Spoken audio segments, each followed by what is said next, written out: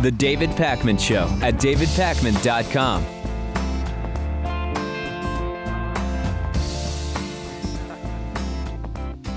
I told you yesterday that bigot Kentucky County Clerk Kim Davis was heading back to work, but she would not be issuing same-sex marriage licenses, but she would not be getting in the way of her employees issuing same-sex marriage licenses, blah, blah, blah, blah, blah, blah. We know the whole story. Well, we have video of a couple that actually went in on Kim Davis's first day back at work and was able to obtain a marriage license with her present, albeit not from her. This is the local couple, Shannon and Carmen Wampler-Collins, who walked through a sea of supporters of Kim Davis. I mean, think about how depraved the situation is, where a bigoted woman who is just breaking the law has supporters show up at her work who seemingly have nothing better to do, or maybe don't work or are independently wealthy, who knows.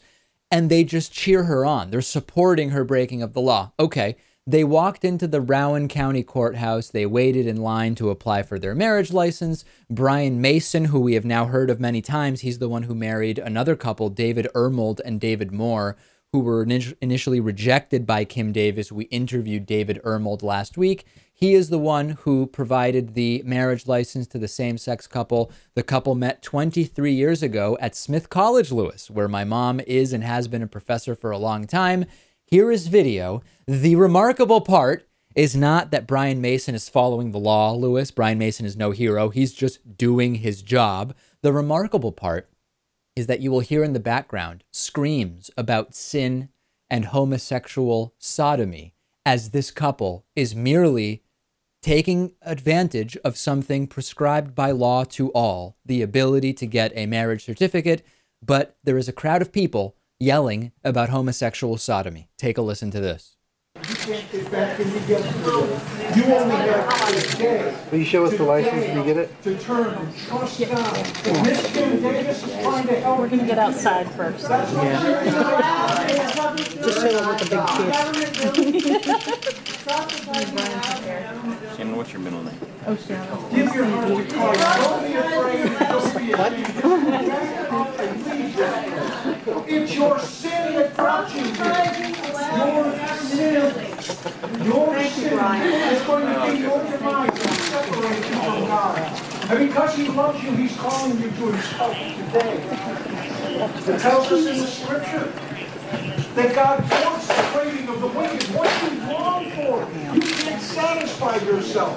Only God can satisfy you. And listen, Jesus who is calling you. Hey, how sad and worthless is your life if you spend your day hanging out at a county clerk's office, shouting harassment at people getting married?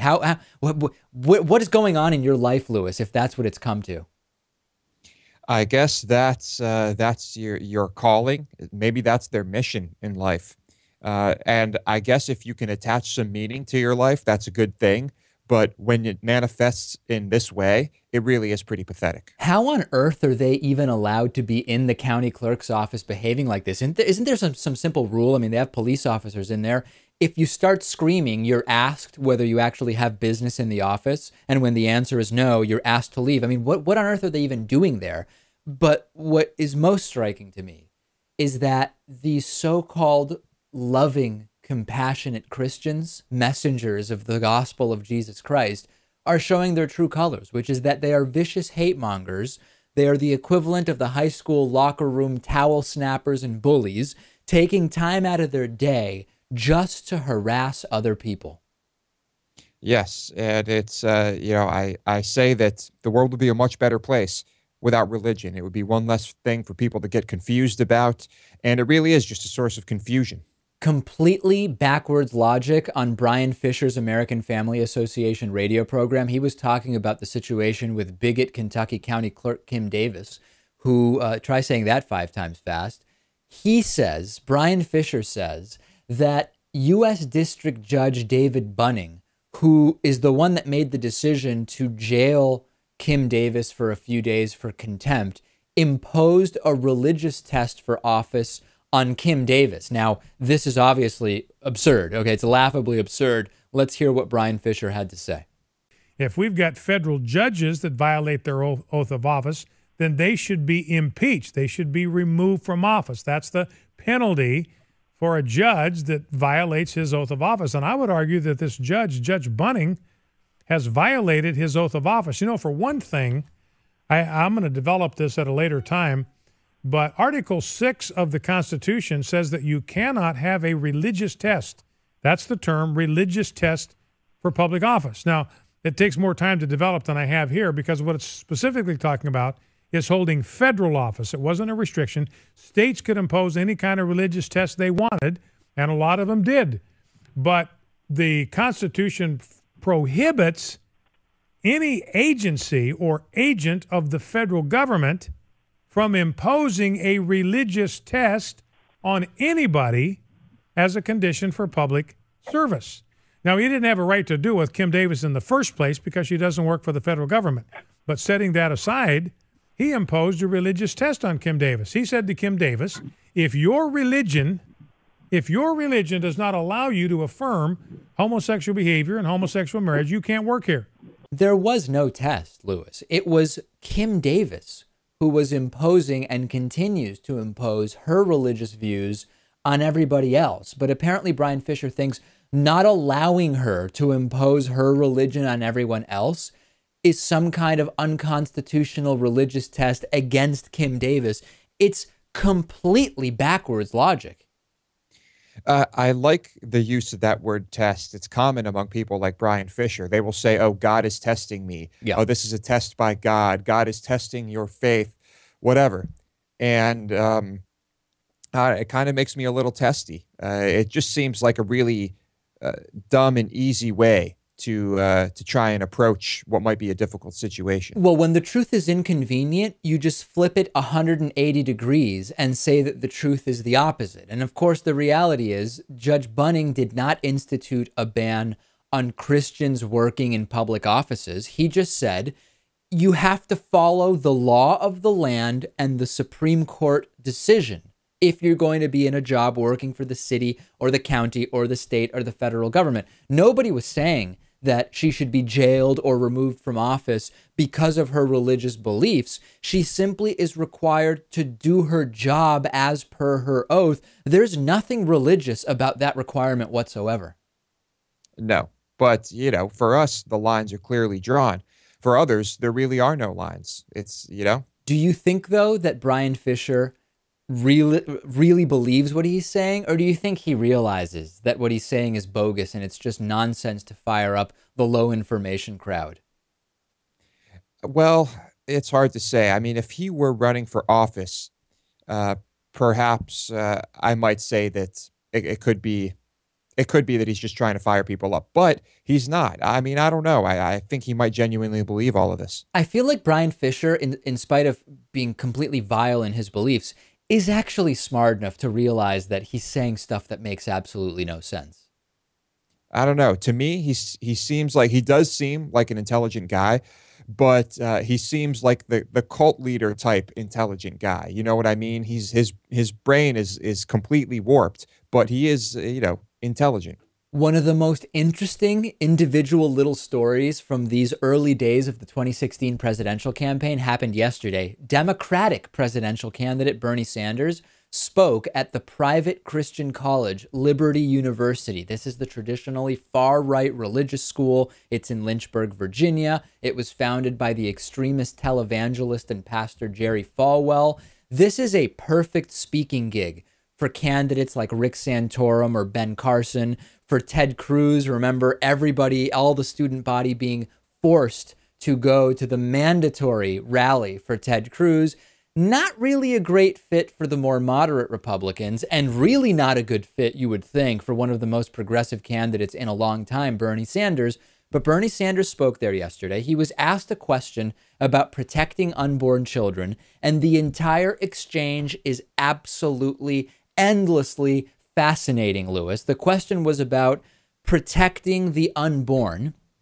Two things to pay attention to. Number one, pay attention to the raucous standing ovation and applause for the anti-abortion, anti-choice language that was used by David Nasser, the house pastor, or whatever he's called at Liberty University, in framing the question. But then, interestingly, pay attention to the reaction to Bernie Sanders' answer to the question. Let's look. Senator Sanders, you've talked in your campaign about how it is immoral to protect the billionaire class at the expense of our most vulnerable in society, obviously children. You just mentioned that even in your talk with us earlier. A majority of Christians would agree with you, but here's the question. A majority of Christians would agree with you, but would also go further and say that children in the womb need our protection even more.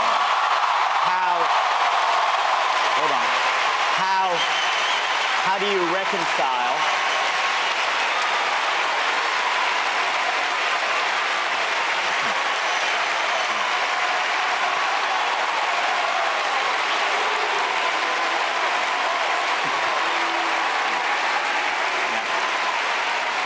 So the question, sir, is obviously you can see this is what they want to ask. Well, this is what's on there. How do you reconcile the two? And again, I know that you have a different view. I know that you, sir, and I don't have to be eye to eye on it, but I sense a real sincerity in you in wanting to see our children protected. Can you see, sir, how we see the child in the womb as the most vulnerable that needs protection? I do understand. Yes, sir. But I do also understand, I understand this is an area where we disagree. I do understand and I do believe that it is improper for the United States government or state government to tell every woman in this country the very painful and difficult choice that she has to make on that issue. And I honestly don't want to be too provocative here, but very often conservatives say, you know, get the government out of my life. I don't want the government telling me what to do. But on this very sensitive issue, of which this nation is divided, right. A lot of people agree with you, a lot of people agree with me. But my view is, I respect absolutely a family that says, no, we are not going to have an abortion. I understand that, I respect that. But I would hope that other people respect the very painful and difficult choice that many women feel they have to make and don't want the government telling them what they have to do.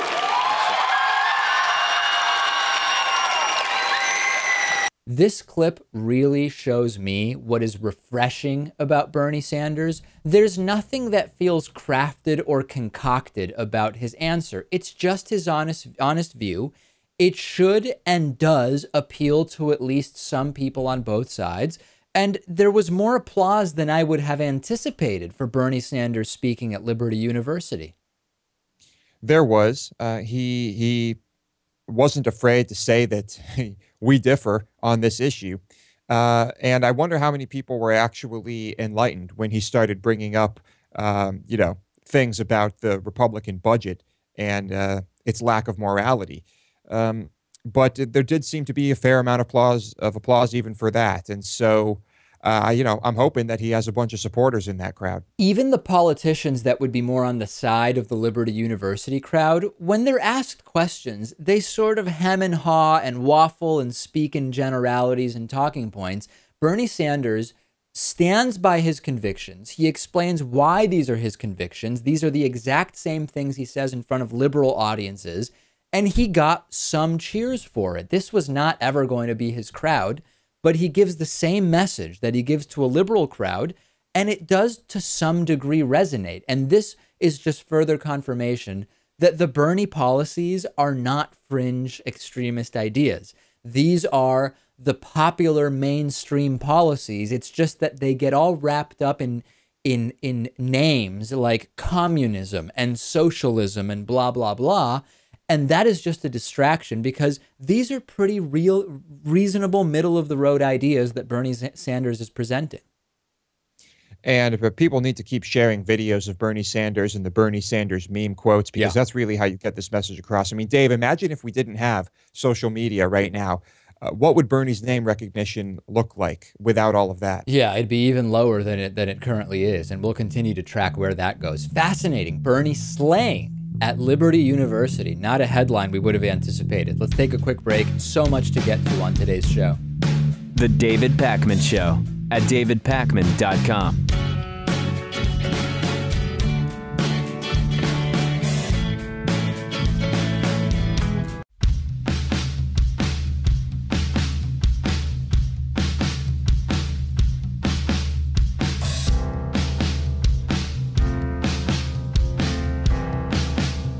Welcome back to the David Pakman Show. We have this thing called the membership program, and it's actually the primary funding source for our show. And today's new member of the day is Raymond Adams III. Raymond, thank you for supporting the work that we do. You can join Raymond and get a whole long list, any number of great, compelling member benefits at davidpakman.com/membership. Hey, here's something completely nuts. Talking Points Memo has found a 1927 edition of the New York Times, and there is every indication that Republican presidential frontrunner Donald Trump's late father was connected to the KKK. A man named Fred Trump was arrested in a huge brawl between KKK members and police at a 1927 Memorial Day parade in New York City. The Times article lists Fred Trump's address as 17524 Devonshire Road in Jamaica Estates, Queens, which is a known address for Donald Trump's late father. Donald Trump's German immigrant grandfather, who anglicized his name to Fred Trump, died 9 years before the incident occurred. Does anyone care, Lewis, if you already support Donald Trump? Do you care if his dad was in the KKK? I don't think you do. And hearing the rhetoric that comes from Trump, this is not really surprising if his dad was involved with the KKK. No, I don't think this makes a bit of difference for his supporters. Someone emailed me saying, David, not only will this not disappoint his supporters, it's going to encourage them.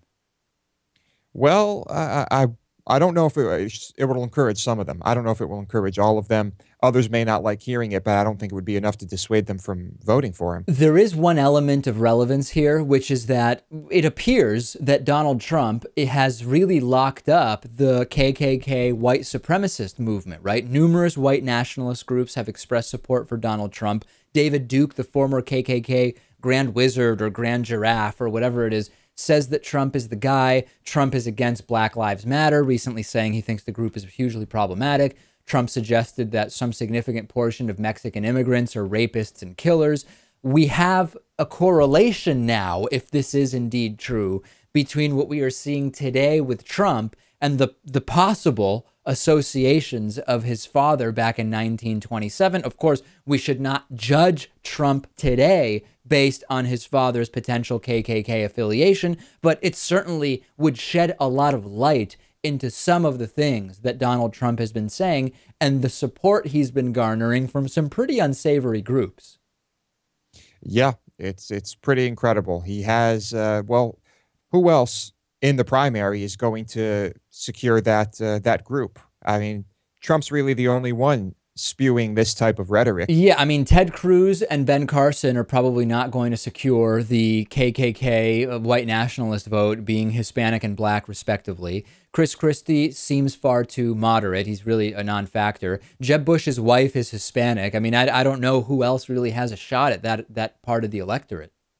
Yeah, everyone else is either married to a minority, or, you know, realistic, reasonably sympathetic to the plight of minorities.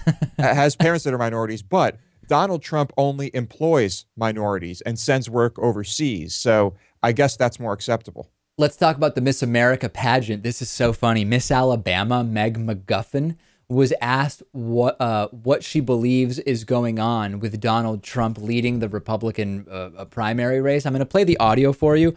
I'd play the video, but from my recollection, Miss America and Miss USA are super aggressive with their copyright claims, and we don't want to get into trouble. So I'm going to play the audio of Meg McGuffin ripping Trump a new one, and she says something that's really curious during this segment. Let's take a listen to it. Okay, Tara Kiley.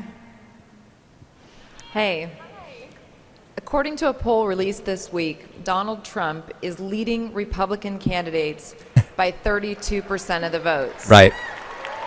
Why do you think he's leading by such an overwhelming margin?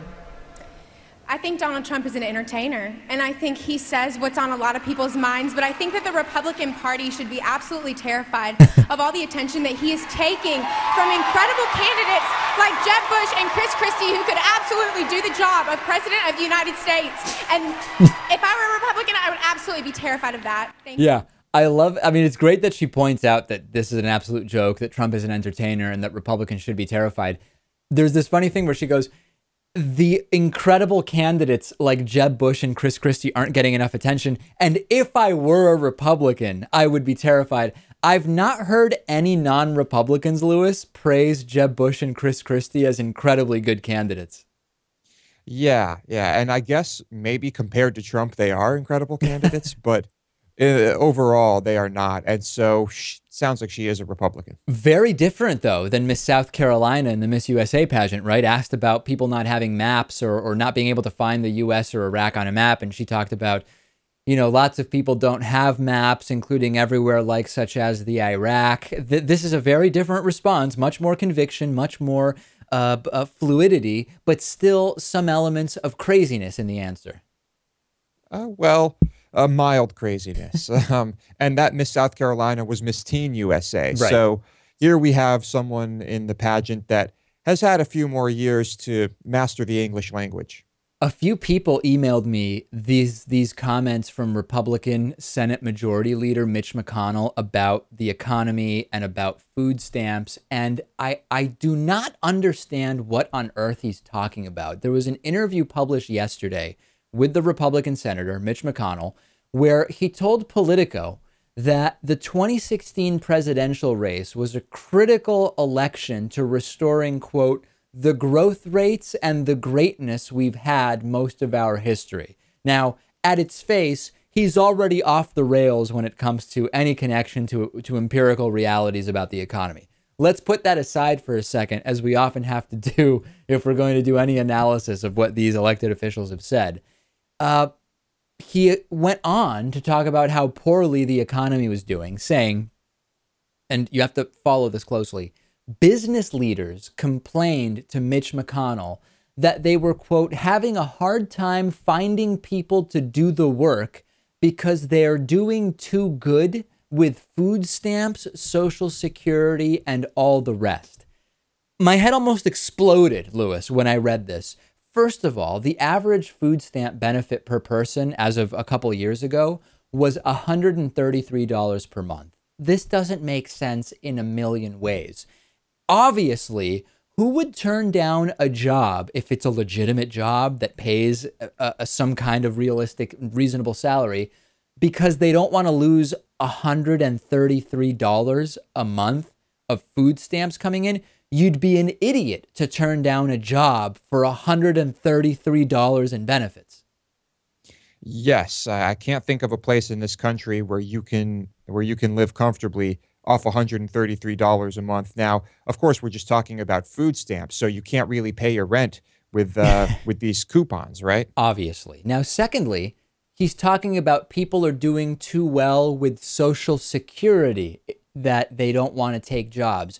Is Mitch McConnell suggesting people not receive Social Security? Because you either get Social Security if you're on disability or if you're old enough to be retired. Are those the people he says are not taking the jobs we need them to take?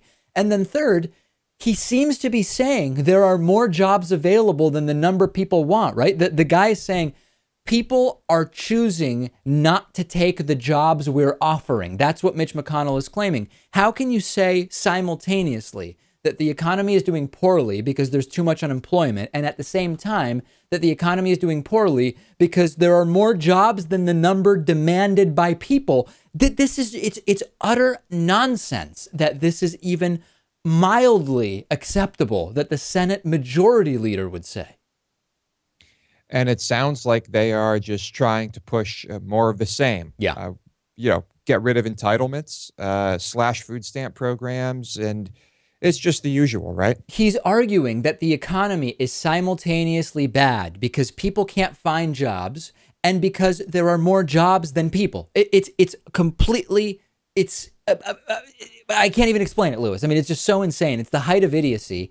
And then the last bit of this, I mean, I know this is stupid, right? But food stamp money is spent at businesses. Food stamp money is hugely stimulating, orders of magnitude more stimulative than money given to rich people as tax cuts. And that empirical reality also seems to be ignored by Mitch McConnell. We have idiots. We have idiots running the country. There's no other way to say it. Let's take a break. I'll speak to Jonathan Tasini next. The David Pakman Show at davidpakman.com.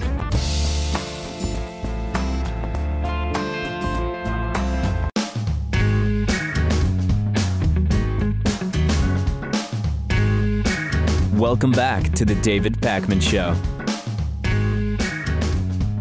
I'm joined today by Jonathan Tasini, who's a writer, organizational strategist, economics and political analyst, and also the author of the new book, The Essential Bernie Sanders and His Vision for America. The book is short, Jonathan, and it's really mostly about what Bernie Sanders' positions are. And I think this is so key because so many people are not aware that their ideas seem to line up very closely with those of Bernie Sanders when we actually look at fair polling of what do you think about issues A, B, and C. What's the main goal here of saying, hey, look, these are Bernie's words? I think the main goal, David, is for me to get out of the way as the writer and for people to interact with Bernie directly. And it's in some way two ways. One is people who are already on board and are Bernie supporters and believe in his vision of a political revolution. It gives them a chance to, if you will, debate or convince other people. So let's say you're a Bernie supporter, you're on the phone with your mother-in-law, a friend, a neighbor, and they ask you a question about healthcare or trade or what does Bernie think about wages or about civil rights, and you're not exactly sure. You can thumb through this book and go right to the chapter. You don't have to read the whole book. It's just divided by chapter headings by topic. You can grab the information. You can actually quote, here's what Bernie said in a Senate speech. So that's very important as an organizing tool. And I think that's why the campaign has both endorsed the book and embraced it. And the second point is obviously to reach a lot of people who are not sure or haven't heard of Bernie Sanders. And if we get on the bestseller list, which is how things sort of grow, it'll be great because people will see it and say, oh, I've been thinking about this guy. I've heard about him. I don't know a lot about him. Let me check him out. What's fascinating about looking through the book is that there's a framing of Bernie Sanders by many in the corporate media as a sort of fringe leftist whose ideas can be broadly categorized as socialistic or even communistic. But when you look at what, as you mentioned, in his own words, Bernie Sanders believes about single-payer healthcare systems or public higher education that should be affordable or wealth and income inequality, and sort of compare and contrast that to recent public polling on those same issues, you find that there's really very little controversial about Bernie Sanders' positions on most issues. Well, I would go even further. I think that's why Bernie's running. He said to me 2.5 years ago, almost 3 years now, when I first sat down with him for an interview with Playboy magazine. I'd known Bernie for some time as an activist, but I hadn't spent big chunks of time with him. And what his key thing, and one of the reasons he thought that he could appeal to the country, although at the time he said he was 99% sure he wasn't going to run for president, but he's convinced that he is where the majority of people are. And in the introduction to the book, I talk about that he believes that there's a majority support for expanding Social Security, for fighting bad trade agreements, for $15 minimum wage, and go down the list. So Bernie is precisely where the majority of the American people sit. Bernie has been for a long time sort of on what to any reasonable progressive is the obviously right side on just about every social issue. And I'm kind of divided in thinking about the role of social issues in political campaigns, because on the one hand, of course, it matters that those candidates who have these outrageously retrograde, often based on conservative religious ideology positions on social issues, be criticized. At the same time, I recognize that issues like gay marriage and abortion that really should not be controversial have been very successfully used as wedge issues to divide the electorate and take attention away from things like income inequality, which is so huge in terms of its impact on our country day to day. In your view, what's the right strategy around social issues in terms of, number one, giving them enough attention so that people know where you stand, but at the same time, not fueling the way in which those issues are used to divide? Well, the first thing I'd say is, not all social issues are created equal. So, for example, on marriage equality, the majority of Americans now accept it if they don't actually embrace it and support it in the wake of the Supreme Court ruling. And Bernie has been a supporter of marriage equality for years, going back to when he was mayor of Burlington in Vermont. So that issue actually is worth emphasizing, in part because it underscores the fringe elements who still oppose marriage equality. On some other social issues, of course, those are controversial, but I think what Bernie does quite well is I think that he can appeal, and let's face it, this is about, first of all, winning the primary election, and then the general election. And I think in both circumstances, certainly when we're talking about the primary election, what people are focused on mostly is how essentially their American dream has collapsed. And so wages inequality, the dominance of banks, the powerful 1%, the fact that we've been robbed for the last couple of decades, that's center most in people's minds. And I certainly think if we're just talking about the primary, it's an entirely winning strategy, just focus on that.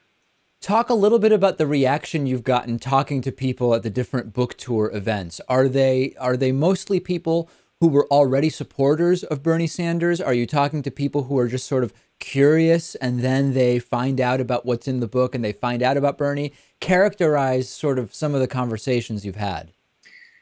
Well, physical interactions, I've had some on social media, which I'll get to, but physically and in public, I've only done events around Bernie campaign events. For example, I just got back from the 3 South Carolina events that took place this past Saturday. They're typically Bernie supporters, but what they love about the book, even among Bernie supporters, number one, it helps them read through and crystallize in their own minds why they support Bernie and they love Bernie.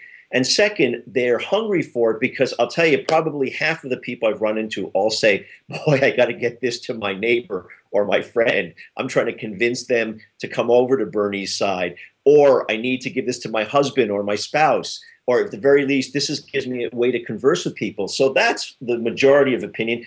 On social media, because I participate a lot in that, either on Twitter and Facebook in particular, I'm interacting with people, even friends of mine, who are sort of not sure and are focusing on the race.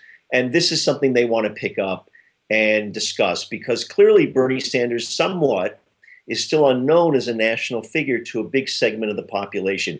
But people are very desperate to find somebody who they can trust. And one of the things that comes out, and I talk about in the introduction, Bernie's authenticity is just something that cannot be replicated. I'm curious, the interactions you have on social media with self-described, be it progressives or liberals or Democrats, who are not pushing for Bernie Sanders, what is it that's the holdback? Is it that they like another candidate more? Is it that they take issue with a particular stance of Bernie Sanders? Where are you seeing the resistance from within the Democratic or progressive base? Depends who you talk about. And I also interact with people who I wouldn't consider Democrats. They might be independents, and some of them are not politically engaged as much. Let's face it, some addicts like us, and probably many of your listeners, they really care about this stuff every day. And a lot of people, that's just not central to their everyday life. So I have that conversation with people. In terms of the people that are more politically active, my guess is, if I could summarize it, I think it probably boils down to he can't really win. He can't win the primary and he can't win the general election. Of course, I don't think that's true. I think he will win the primary. And I think if he is the nominee, he will win, and perhaps decisively, in the general election. Certainly if you compare him to the clown car that's going on in the Republican Party. So if I hear you correctly, in terms of the people you're interacting with from within either the Democratic or progressive or liberal side, their concern with Bernie is not one around issue disagreement so much as a pragmatic concern about the viability of his candidacy. That's right. Some people say, they literally ask me, do you really think he can win? Or some people say, I'm really looking at him. What do you think? Can he win? Because we're so oriented towards can win or lose, not really about igniting a political revolution, which is what Bernie emphasizes.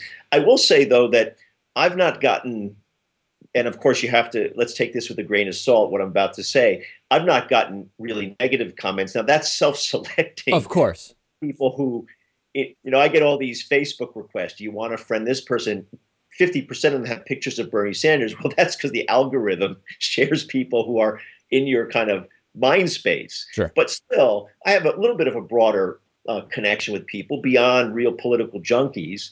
So I think it does boil down to people really interested in this, really want something different. And if I can say, and I've been trying to be positive throughout this interview, people fed up and frankly don't trust what I call the presumed front runner. All right. The book is The Essential Bernie Sanders and His Vision for America. We've been speaking with its author, Jonathan Tasini. Thanks so much for being with me today. The David Pakman Show at davidpakman.com.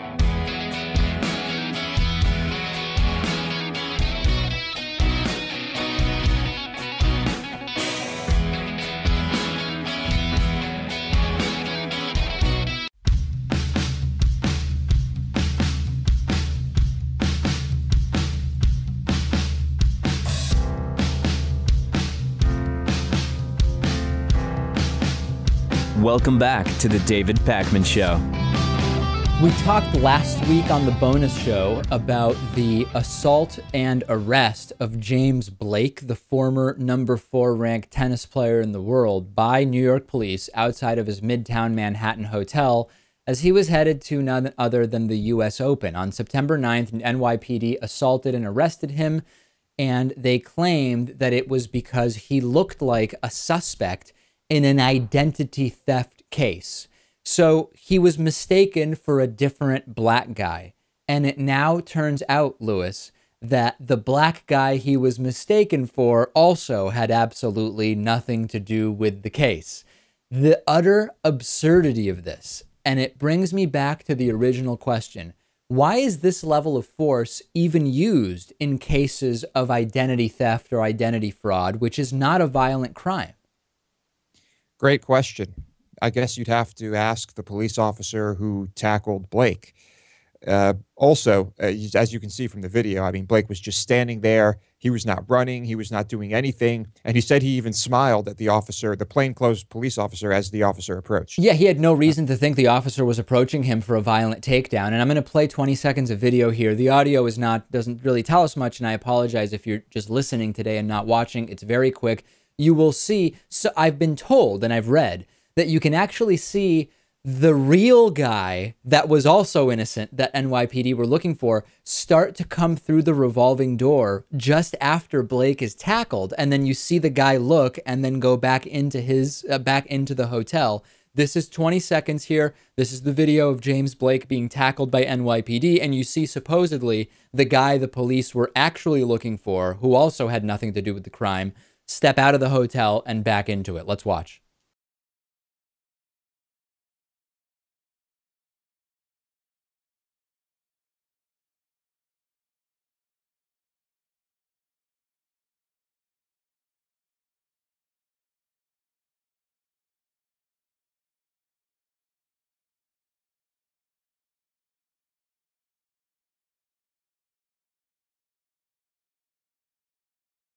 So there it is, Lewis. And the broader question, listen, we can have, fine, suspects look similar. We can talk about the idea that the sort of insensitive idea that all black people look similar and that's the sort of source of the confusion here and that it has racist undertones. We could have a number of different conversations about this. But what I fundamentally come back to is identity theft.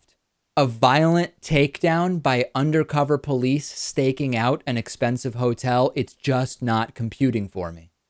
And can you imagine if I don't know if the officer identified himself immediately, if Blake thought he was being attacked and then defended himself? Can you imagine the situation that might have unfolded after that? He could have ended up dead. Exactly, yeah. And so I think avoiding situations like this where you are using force for no reason, we really need to avoid that. Activists in Florida are starting to collect signatures for the Florida Cannabis Act, which would legalize marijuana. Legalization and decriminalization of marijuana is a huge issue, but not because I'm pushing for everybody to be able to or to start smoking weed. It is a huge issue because all of the other areas of society that would be positively impacted. We've talked about the fiscal aspect of incarceration, the financial aspect. We've talked about how racially tinged incarceration for nonviolent drug crimes is. We've talked about police departments and how they fund themselves by doing drug raids, etc. We've talked about the states that have legalized and the tax revenues that come from legalization. And I've also mentioned this sort of inconsistency that exists between marijuana when looking at alcohol and cigarettes and marijuana. There's a very big double standard there. And then lastly, when you decriminalize and ideally legalize and regulate, you take away some of the dangers and the violence associated when you have trade within a black market. And then, of course, there's the medical possibilities. So in Florida, Michael Minardi, who's an attorney who won a big case that successfully used medical necessity as a defense for pot charges. This is huge. He has teamed up with another attorney, Bill Wolsifer, and marijuana activist Karen Goldstein, and they've created the corporation Sensible Florida and another related group called Regulate Florida. They have a proposed amendment to the state constitution. It would legalize recreational marijuana for adults. It would regulate recreational marijuana for adults. And it would allow anyone who is 21 or older to buy and have up to 1 ounce of marijuana. And if they are licensed, they can grow up to 6 plants at home. They need to get 683,149 verified voter signatures to put the amendment on the ballot in November of 2016. The good news is that the last time there was an attempt to legalize marijuana in Florida at the state level, it failed by only 2 percentage points. That was in 2014. You would think, Lewis, that the 2-point failure is definitely going to be outdone, given that just attitudes have changed over the last 18 months about marijuana.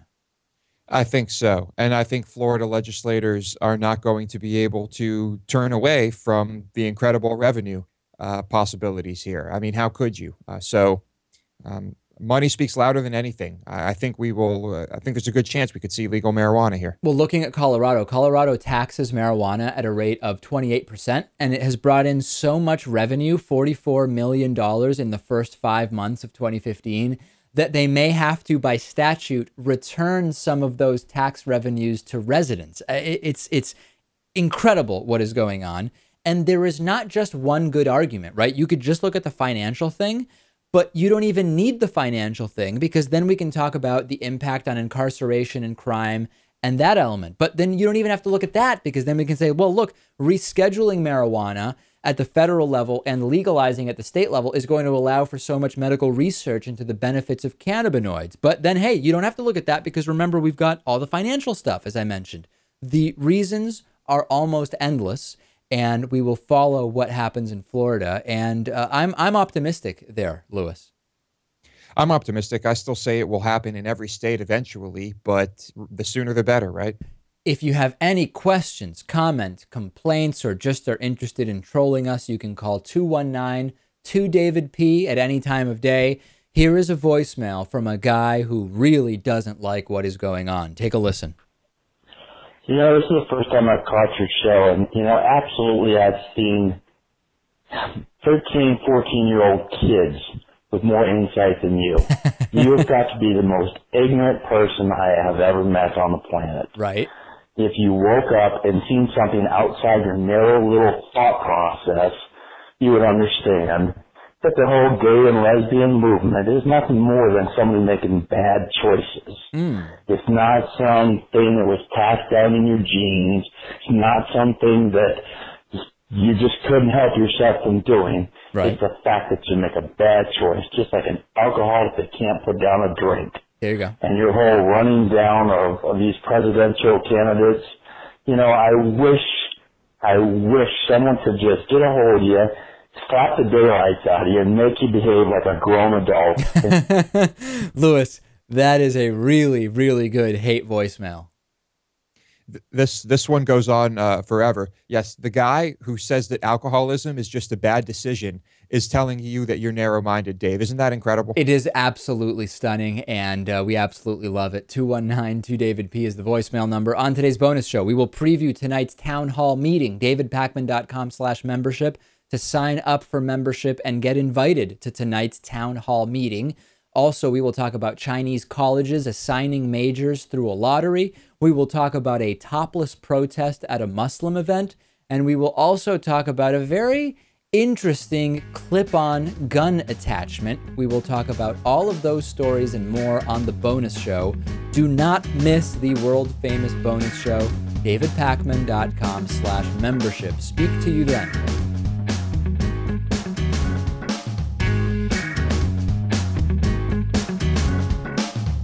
The David Pakman Show at davidpakman.com.